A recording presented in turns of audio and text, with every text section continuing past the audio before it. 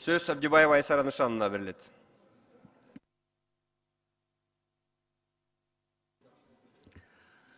Рахмат. Саламатсыздарбы, урматтуу эл өкүлдөрү, урматтуу катышуучулар.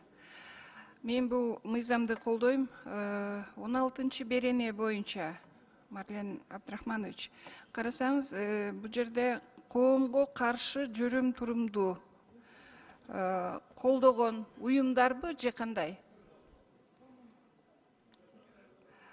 Мен суроо берейин дегеним, коуч психологдор кайсы уюмга кирет?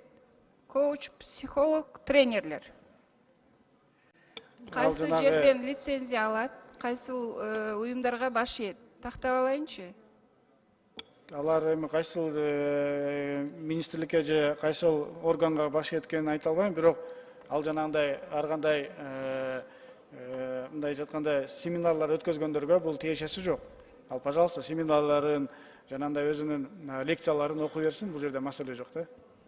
Жок, булар ошо лекциянын жыйынтыгы менен биздин азыркы өтө актуалдуу болгон жаштарыбыздын жүрүм турумун бузушуп атпайбы? Сен кул эмессиң, сен чай куйганга милдеттүү эмессиң, сен деген эркек менен теңсиң деген бул биздин улутта, каада салтта жок нерсе да.